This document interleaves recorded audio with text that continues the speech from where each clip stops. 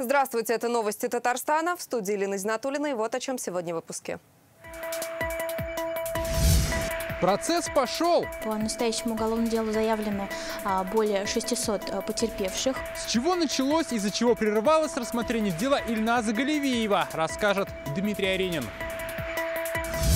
Дорога открыта. Реконструирована и отвечает всем современным требованиям. В Зеленодольском районе открыли важный участок трассы М7 после реконструкции. О ее логистических способностях и новых технологиях. Рамиль Шайдуллин. Татарстан и Армения теперь связаны напрямую. Спасибо большое, что открыли. Теперь будем часто лететь. С торжественного открытия нового воздушного пути из Казани в Ереван Алена Струминская.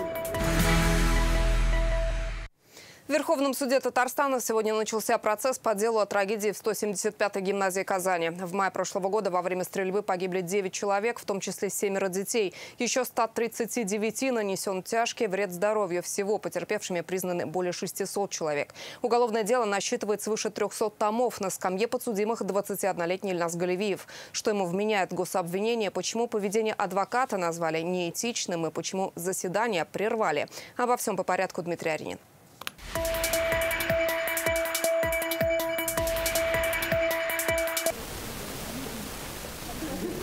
Старт процесса по делу Ильназа Галевиева по понятным причинам вызвал большой интерес масс-медиа. Однако само слушание судья решил проводить без видео и фотосъемки лишь несколько минут до начала заседания. Подсудимый сторонился внимания прессы. На вопросы журналистов отвечал резко.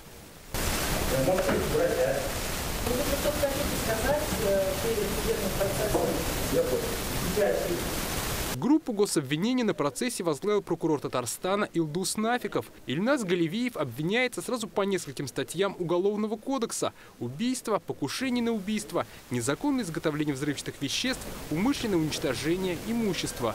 Напомним, в результате трагедии в 175-й гимназии 9 человек погибли, более 100 получили ранения. Всего потерпевшими признаны более 600 человек. Согласно материалам уголовного дела, причиной трагических событий стало стремление Галевиева подражать действиям неформальных представителей одной из деструктивных субкультур.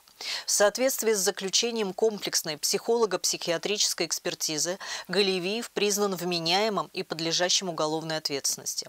Вину в содеянном он признал в полном объеме. Сегодня в зал суда пришли более 30 человек. Это родственники погибших, школьники и их родители. У Наиля Сагдеева во время нападения в 175-й гимназии находились 3 детей. Сын был ранен. Я должен сначала быть в суде, все это послушать, весь этот процесс, как Галевиев дошел до этого.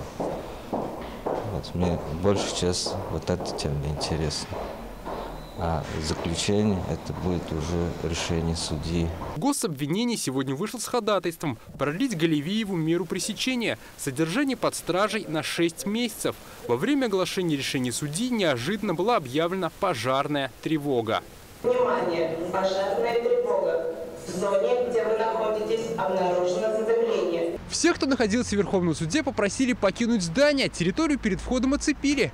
Посетители, сотрудники остались ждать на тротуарах по соседству. Были вызваны кинологи, они обследовали здание. Спустя примерно полчаса было сказано: сообщение о пожаре не подтвердилось, и заседание продолжили. Судья, огласив решение, поддержал ходатайство обвинения. На сегодняшнем судебном заседании была продлена мера пресечения на 6 месяцев до 18 апреля 2023 года. После представления сторон процесс и вовсе перенесли. Галевиева вызвался защищать адвокат из Вологодской области, который сегодня не смог присутствовать. Мы обратили внимание на неэтичность поведения адвоката, потому что не явился адвокат. Он представил документ, что заключил соглашение на защиту Галевиева. К сожалению, как Галевиев отказался от этого адвоката, но процесс сегодня начать мы не смогли, потому что отказ от защитника в данном случае заявляется в присутствии того лица, который заявился его защищать. У Галевиева есть и назначенный адвокат. От комментариев он сегодня воздержался. Продолжение процесса назначили на 15 ноября. Подсудимому грозит пожизненное лишение свободы. Дмитрий Аренин, Игорь Романов, ТНВ, Казань.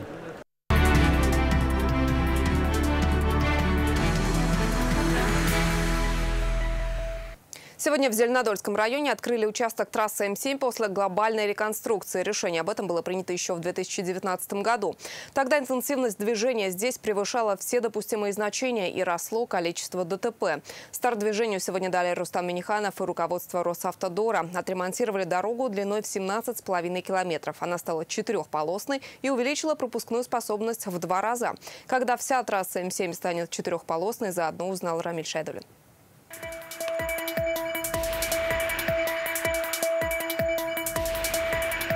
Ну что, дорогие друзья, под ваши аплодисменты проезд открыт. Этого мгновения водители ждали без малого 4 года. По дороге до Казани машины едут в 4 полосы. По традиции, первые дорожные рабочие с триколорами России и Татарстана на бортах, они подтверждают, ехать можно. Эта трасса была очень загружена. И сегодня почти 18 километров дорог реконструировано и отвечает всем современным требованиям. Хотел бы передать слова благодарности руководству Росавтодора, ну и всем специалистам. Второе, конечно, слова благодарности нашим дорожникам. Один из дорожников – сам заядлый водитель. Геннадий Тукмаков хорошо помнит ситуацию на прежнем участке. Из-за интенсивного движения аварий было много. Раньше, конечно, хуже был, а сейчас отличная дорога, двухполосной, двухсторонной. Отличная дорога. Одна из главных причин – расположение района. Рядом логистические центры крупнейших российских маркетплейсов. Здесь же Свияжский мультимодальный центр. Решение о реконструкции было принято еще в 2019 году, и дорожники сразу приступили к работе, говорит руководство Росавтодора по видеосвязи.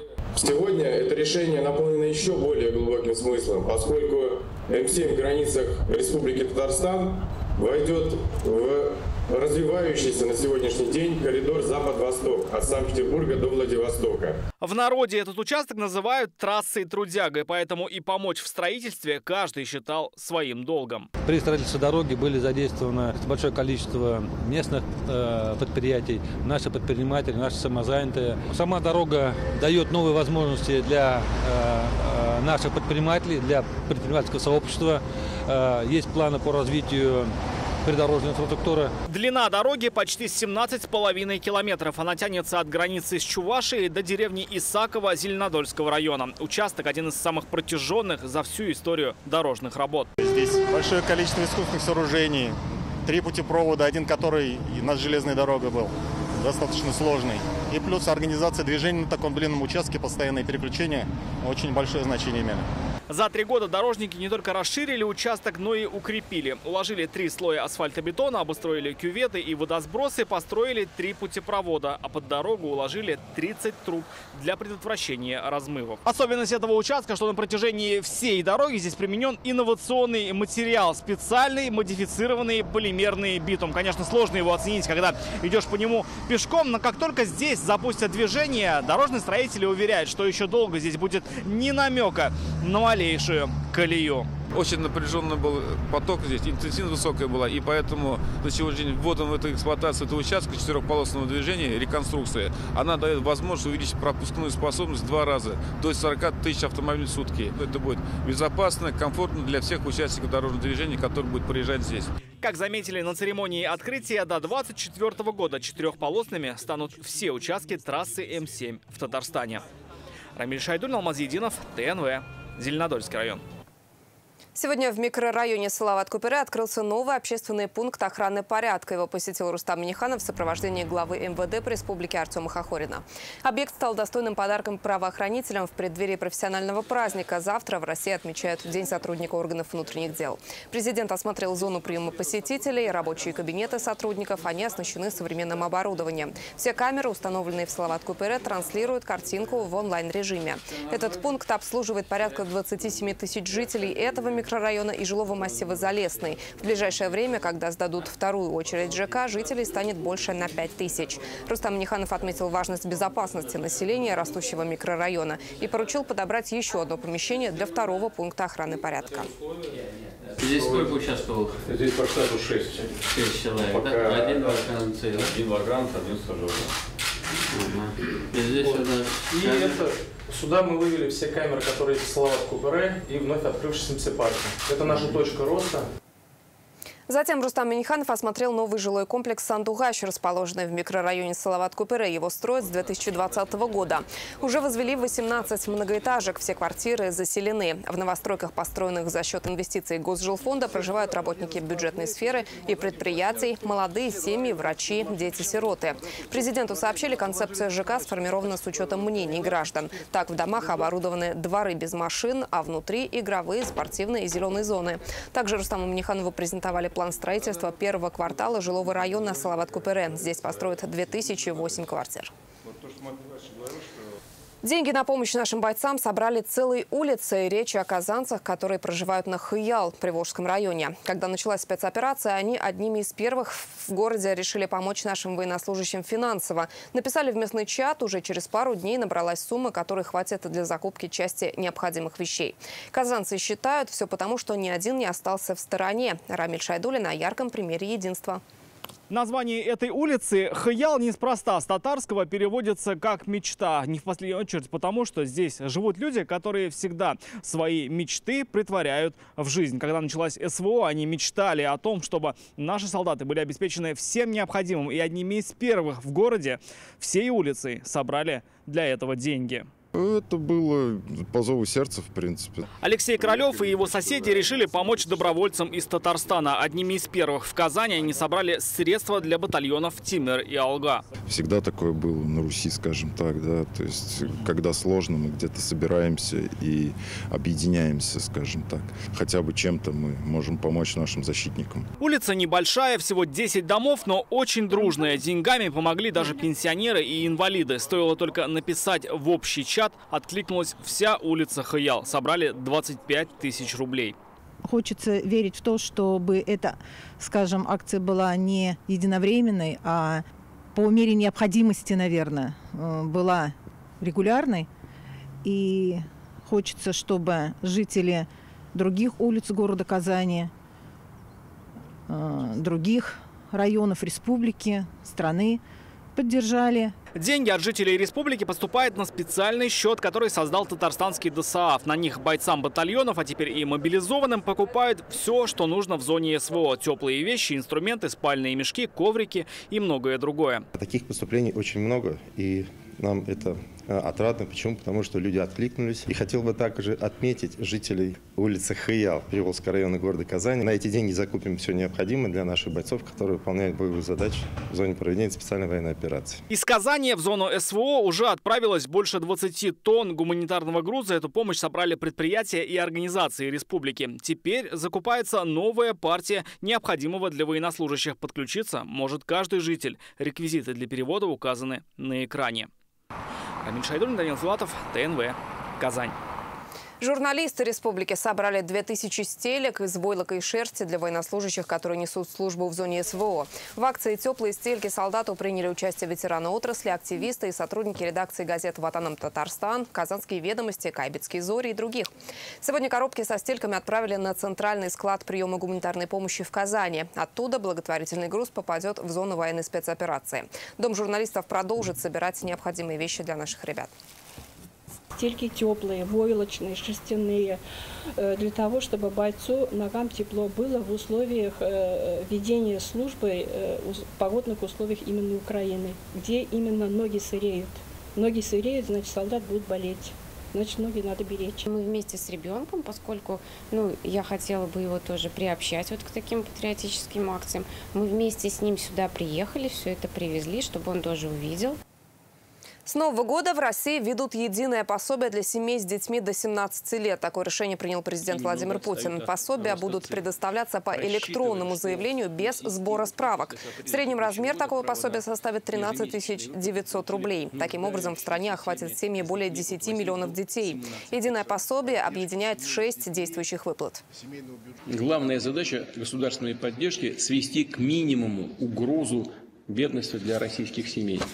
И тех, кто где только рождается ребенок, и для тех, которые уже воспитывают детей. В здании 5-й горбольницы Набережных Челнов ежегодно проводится ремонт. Минздрав Татарстана ответил Ксении Собчак, которая посчитала здание клиники старым и заявила о жалобах пациентов. Детали читайте в интернет-газете «Реальное время». Дальнейшее развитие сотрудничества и перспективы новых совместных проектов обсудил Рустам Минниханов с президентом группы компании «Джошкунос» Ахметом Аджаевым. Компания – крупнейший турецкий машиностроительный холдинг. Рустам Минниханов отметил, сейчас это один из ведущих зарубежных партнеров Татарстана. Значительное количество совместных проектов осуществляется в особой экономической зоне Алабуга. Так, в 2014 году компания открыла здесь крупный завод по производству кузовных деталей. А в 2018 запустила производство стальных заготовок для автомобильной промышленности. С научным руководителем Федерального исследовательского центра угля и углемии Сибирского отделения РАН Зинфером Исмагиловым встретился сегодня Рустам Минниханов. Ученый занимается исследованиями в области гетерогенного анализа, нефти и углехимии, химии углеродных материалов и другими направлениями. На счету профессора больше 1000 публикаций и 170 авторских свидетельств и патентов. Рустам Минниханов и Зинфер Исмагилов обсудили вопросы сотрудничества в области химии и нефтехимии, развития промышленной экологии и взаимодействия в сфере науки и образования.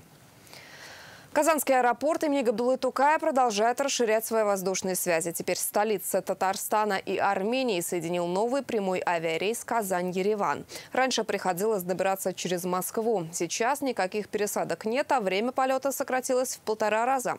Как встречали первых пассажиров нового маршрута и какие направления для татарстанцев будут открыты в будущем, расскажет Алена Струминская.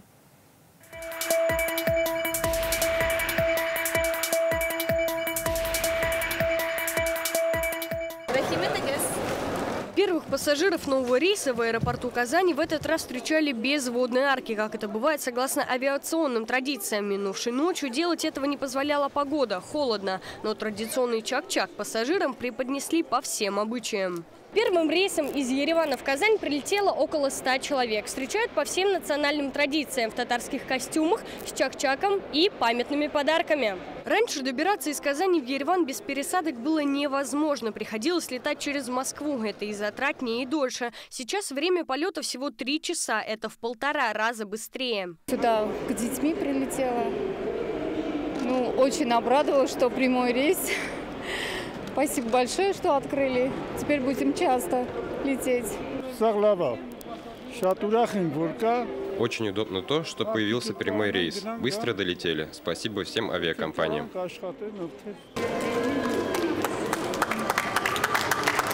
В Казанском аэропорту не только встретили, но и проводили первых пассажиров прямого рейса. Семья Андреасян живет в Татарстане, но в Армению летает постоянно. Теперь добраться еще легче. Часто ездим.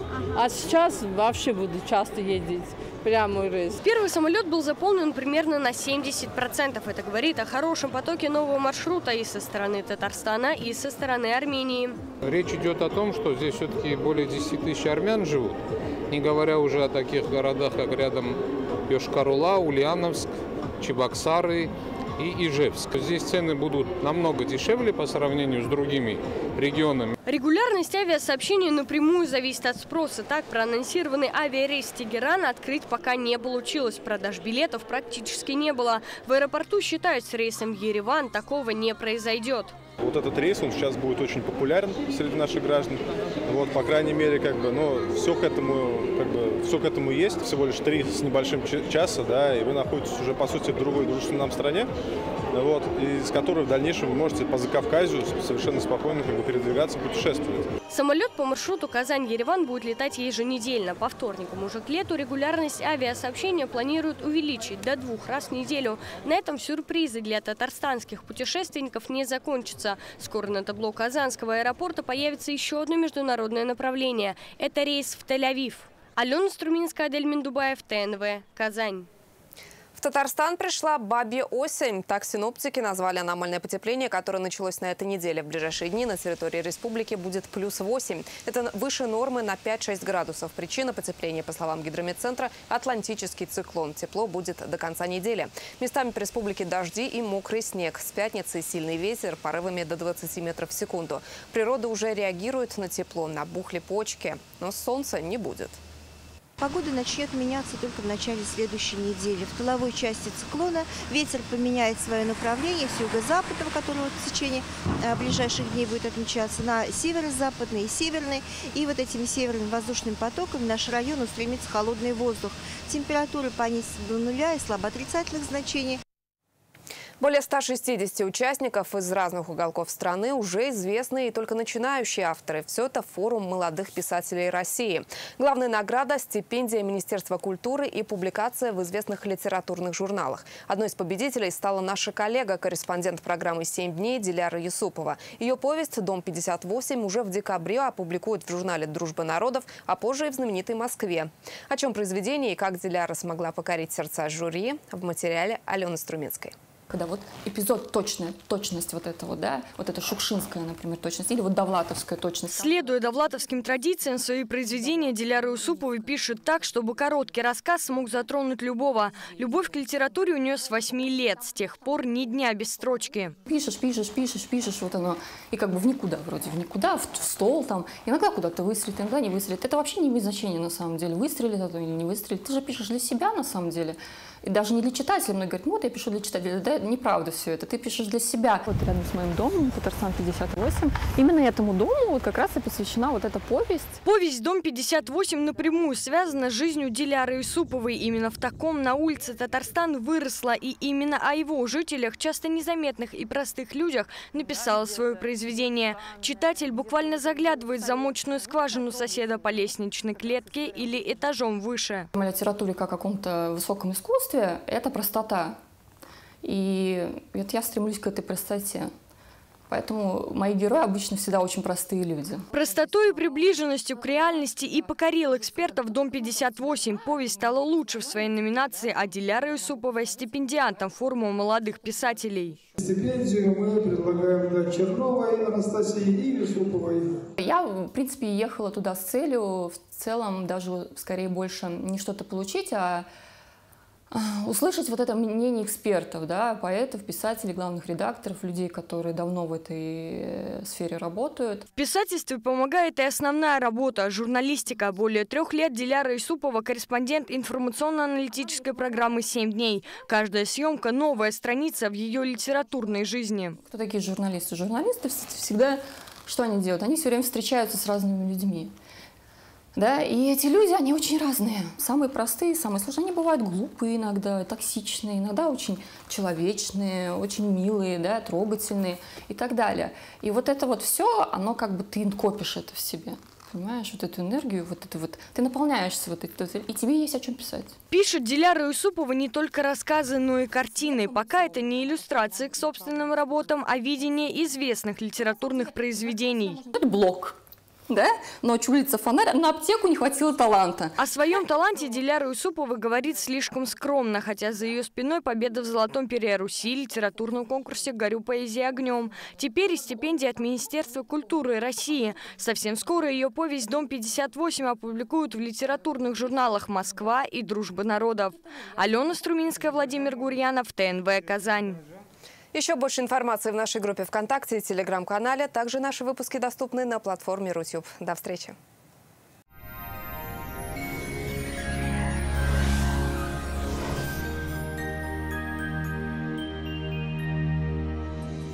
Здравствуйте! Время новостей о погоде на нашем канале. И традиционно начинаем выпуск с полезной информации. Новая акция от Данил Мастер. 10% скидка на заказ любой корпусной мебели. Только до конца ноября. Узнайте подробности по телефону в Казани 2 167 166. Пасмурный, но теплый циклон продолжает управлять погодными условиями в Татарстане. По данным сервиса Яндекс.Погода, в Бугульме, Бавлах, Азнакаево наблюдаются осадки в виде дождя. Температура продолжает повышаться. Днем ожидается около 2 тепла. Значительно теплее в Набережных Челнах, Нижнекамске и Елабуге. Днем до 5 градусов со знаком плюс, но и без дождей не обойдется. В Агрызе, Менделеевске, Актаныши дожди продолжают поливать землю, а температура становится все выше. Ночью около 2 тепла, а днем до плюс 5 градусов. В Арске, Кукмаре, Балтаси облачная погода с дождями. Температура днем повысится до плюс 6 градусов. В Болгаре, Держаном, Буинске также ожидаются дожди и значительное потепление. Температура в дневное время повысится до 7 градусов тепла. В Альметьевске, Чистополе, Мамадыше облачная погода с дождем. Днем около 6 градусов со знаком плюс. В пятницу повышенный температурный фон сохранится. Осадки также будут наблюдаться повсеместно. Банк «Аверс» оказывает весь спектр банковских услуг для частных лиц и корпоративных клиентов. Для бизнеса банк предлагает услуги по расчетно-кассовому обслуживанию, кредитованию, банковские гарантии и продукты с возможностью эффективно размещать свободные денежные средства.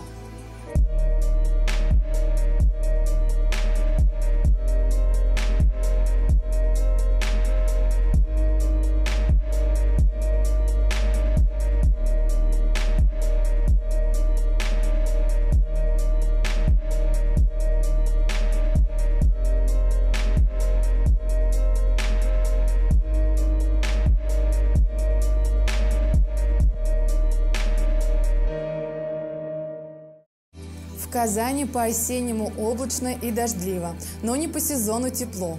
Ночью около 4 тепла, днем потеплеет до 7 градусов выше нуля. Ветер юго-западный с порывами до 4 метров в секунду. Атмосферное давление 759 миллиметров ртутного столба. Влажность воздуха высокая 95%. Магнитное поле Земли в норме. Несмотря на то, что на днях мы прочувствовали дыхание приближающейся зимы, осень не сдается и продолжает устанавливать свои порядки. Погода нестабильна, что чревато простудными заболеваниями. Пожалуйста, берегите свое здоровье. До свидания.